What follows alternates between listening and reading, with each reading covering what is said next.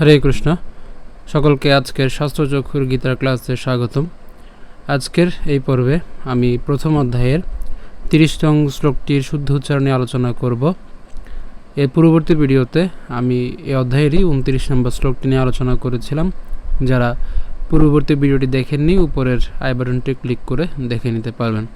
তো এখনও পর্যন্ত আমাদের এই চ্যানেলটিকে যারা সাবস্ক্রাইব করেনি, প্লিজ চ্যানেলটিকে সাবস্ক্রাইব করবেন, এবং ইতোমধ্যে আমাদের এই চ্যানেলটিকে যারা সাবস্ক্রাইব করেছেন তাদেরকে অসংখ্য ধন্যবাদ।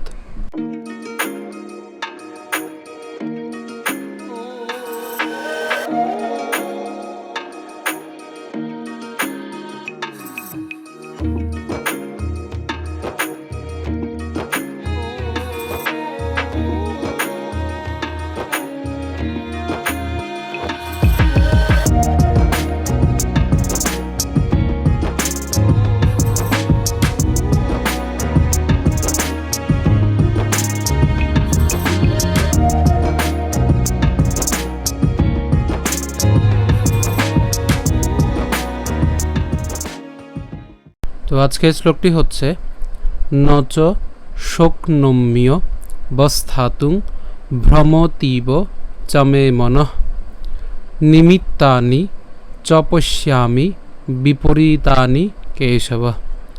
তো এই শ্লোকটির প্রথম যে বাক্যটি রয়েছে, তো প্রথম যে অংশটি রয়েছে, প্রথম লাইনটি, সেই লাইনটি একটু সামান্য কঠিন, বাট পুরোটি হচ্ছে একদম সহজ একটি শ্লোক।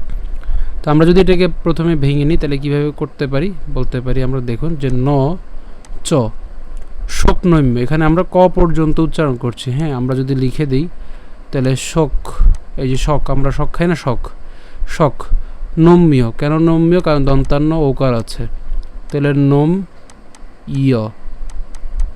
কেন ইয়? এখানে কি আছে? জফলা আছে। আর আমরা জানি যে জফলা উচ্চারণ কার মতো হয়? ইয়র মতো হয়। তাহলে ইয়, তাহলে ন চ শোকনম্য। হ্যাঁ, আমি মিয় একসাথে বলছি, সেজন্য মিয় উচ্চারণ করছি। আর যদি আলাদা করে উচ্চারণ করতে চান তাহলে নম ইয়। এরপর বস্থাতুং, অর্থাৎ ব দন্তাস্য আর কি থাকে? থাতুং, থয়াকা তরস্যকার অনুস্বার। তাহলে আমাদের উচ্চারণ কি হবে? নচ শোকনম্য বস্থাতুং। আলাদা করে বললে শোক নম ইয় বস্থাতুং ভ্রমতীব চমে মনঃ নিমিত্তানি। এখানে একটা ত পর্যন্ত নিয়ে এসেছি। হ্যাঁ, নিমিত, এই মরসিকার তো একটা ত এনেছি। হ্যাঁ, নিমিত, তাহলে একটা কী থাকে? তাও থাকে, তাহলে বাকিটা হচ্ছে তানি হয়ে গেছে। তাহলে নিমিত্তানি চ পশ্যামি। কেন পশ্যামি? ওই জফলা আছে, পশ্যামি বিপরীতানি কেশব। তাহলে খুবই সহজ একটি শ্লোক, তাই না? তাহলে আমি আরেকবার বলছি, নচ শোকনম্য বস্থাতুং ভ্রমতীব চমে মনঃ নিমিত্তানি চ পশ্যামি বিপরীতানি কেশব। অনুবাদ: হে কেশব, আমি এখন আর স্থির থাকতে পারছি না। আমি আত্মবিস্মৃত হচ্ছি এবং আমার চিত্ত উদ্ভ্রান্ত হচ্ছে। হে কেশী, দানবহন্তা শ্রীকৃষ্ণ, আমি কেবল অমঙ্গলসূচক লক্ষণসমূহ দর্শন করছি। তো আমরা শ্লোকটি আরেকটু আমরা যদি ভেঙে দেখাই আপনাদেরকে, তাহলে আমরা এভাবে লিখতে পারি। তো আপনাদের পড়ার সুবিধার্থে আমরা এই ভেঙে দিয়েছি। তাহলে আরেকবার আমি যদি উচ্চারণ করি, ন চ শোকনম্য, নম, ওই যে নম ইয় বস থাতুং। হ্যাঁ, কিছুক্ষণ আগে আমি ভেঙে দেখিয়েছি। তো ন চ শোকনম্য বস থাতুং ভ্রমতীব চমে মনঃ নিমিত্তানি চ পশ্যামি বিপরীতানি কেশব। তো আমরা যদি এটি শুরু করি তাহলে কেমন হয়?